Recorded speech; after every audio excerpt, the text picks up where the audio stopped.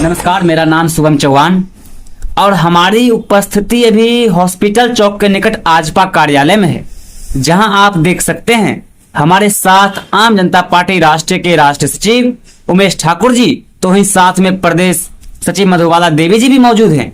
आपको हम बताते चले कि आज जो घटना निकलकर सामने आ रही थी, आपने सोशल मीडिया पर देखा ही होगा कि बाराती से लौटने के क्रम में किस तरीके से पसराहा थाना क्षेत्र अंतर्गत के जो ग्रामीण रहते हैं उनकी मौत हो जाती है।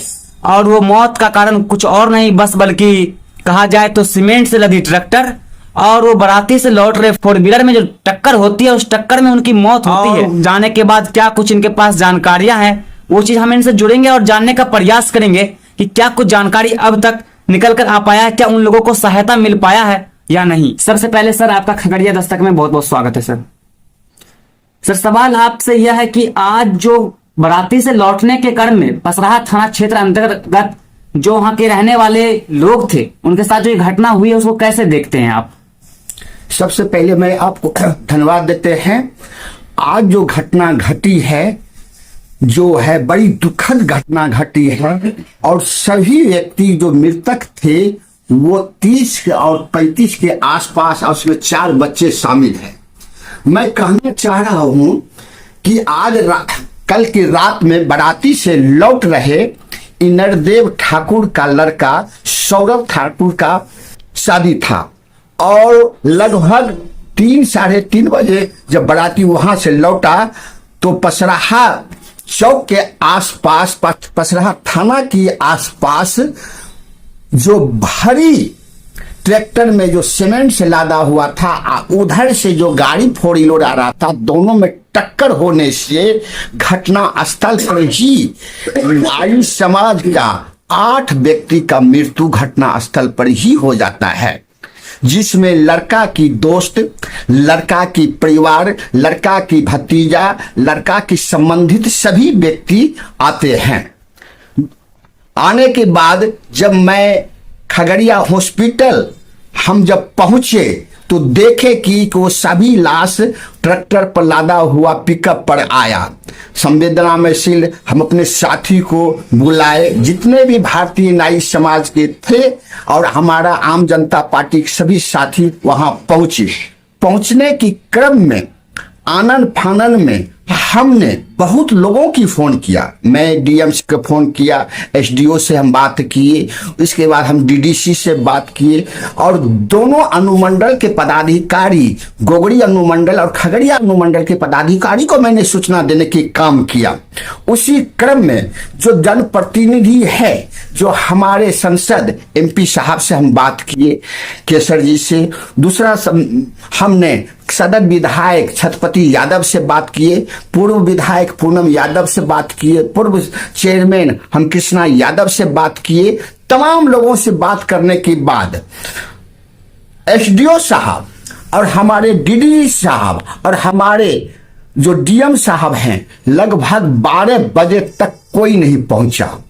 जब हम लोग थोड़ा सा मांग को रखे, विचार को रखे, तब वो लोग एसडीओ खगड़िया एसडीओ और गोगड़ी अनुमंडल का पदाधिकारी कुछ पहुंचे। हमने मांग रखा कि सामाजिक सुरक्षा के दृष्टिकोण से जो 20,500 रुपया मिलता है वो और 3,000 रुपया अंत्येष्टि या जो दाह संस्कार के लिए मांगता है, लेकिन वो भी नसीब नहीं हुआ है वो 9 मृतक को। सर, जिस तरह से आप पोस्टमार्टम जिस समय होने की जो बारी थी तो उस समय आप भी उस जगह पे दिख रहे थे, तो लेकिन सर वहां पे शासन प्रशासन की क्या व्यवस्था दिखी आपको? शासन प्रशासन के निष्क्रिय व्यवस्था थी। हम डीएम साहब से जब बात किए तो डीएम साहब कह रहा कि आचार संहिता लग गया है और हमारा लोकसभा की तैयारी चल रहा है, हम मीटिंग में हैं, मीटिंग के बाद देखते हैं, हम सबको सूचित कर दिए हैं। एसडीओ साहब भी वही बोले कि हम मीटिंग में हैं। वो लोग मीटिंग के बहाना लेकर करके कोई नहीं पहुंचा 12 बजे दिन तक। और जब मैं इस मांग को रखे, घेर घराव की बात किए, तो हमारे सदर विधायक जब फोन किए तो वो फोन पर साथ कुछ लोग वो आए और उसके बाद जब हम गोगड़ी अनुमंडल का जो हमारे वहाँ की डीएसपी साहब थे वो आए, उनसे हमको बकवास भी हो गया कि आप लोग रंगदारी करते हैं या नेतागिरी करते हैं। कहा कि मेरा समाज के लोग है, मेरा परिवार को लोग है, हम रंगदारी करते हैं या हम राजनीति करते हैं लाश पर। आपको तो तमीज नहीं है बोलने के लिए डीएसपी साहब। उन्होंने फिर सब आदमी मिलकर को चुप किया, लेकिन हमारे प्रशासन निष्क्रिय हमको देखा गया है और जनप्रतिनिधि तो और निष्क्रिय मैडम, रहा। आज इस दुख की घड़ी में क्या कुछ कहना चाहेंगे आप? कैसे इनके परिवारों को? पहले दस्तक चैनल को धन्यवाद करती हूँ। आज जो हमारे खगड़िया में साहा थाना क्षेत्र में जो हृदय विदारक 9 लोगों की मौत हुई है, ये एक सन्नाटा सा पसरा हुआ है। हमारे यहाँ पर जो 4 साढ़े 4 के लगभग में ये जो घटना हुई, उसके बाद जो हम सभी वहाँ एकत्रित हुए, जिस तरह से वहाँ माहौल देखा गया कि किस तरह से लाशें पिकअप वैन पर सभी आई, मतलब मृतकों के लोगों में बहुत मतलब रोते बिलखते हुए भी उन्होंने गुहार लगाया। तब हम लोगों ने बारी से सभी को फोन करके बताया, लेकिन किसी ने वैसी अपनी जिम्मेदारी निभाने का काम नहीं किया। तो बड़े ही दुख की बात, हमारे जनता की सेवा के लिए जो भी जनप्रतिनिधि हो या हमारे ऑफिसर्स हों, वो उन जनता के ही काम के लिए होते हैं, लेकिन नहीं आए।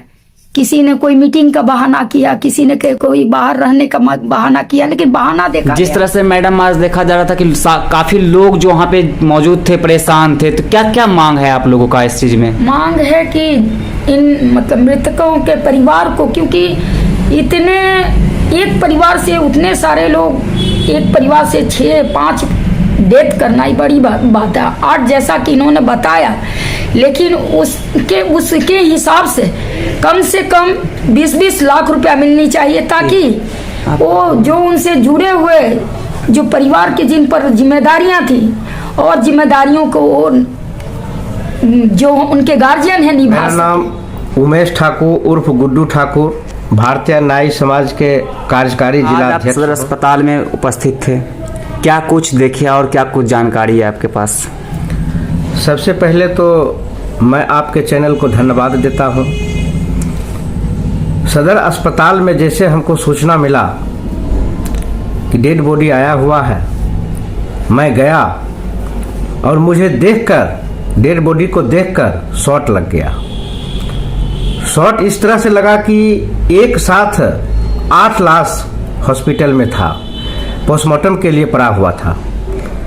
और जैसे मैंने देखा इस तरह का नज़ारा, तो मैं काफ़ी मर्माहत हो गया। उस समय जो है जिला प्रशासन या किसी प्रकार के कोई भी पदाधिकारी उपस्थित वहां पे नहीं थे। ये बहुत दुख की बात है।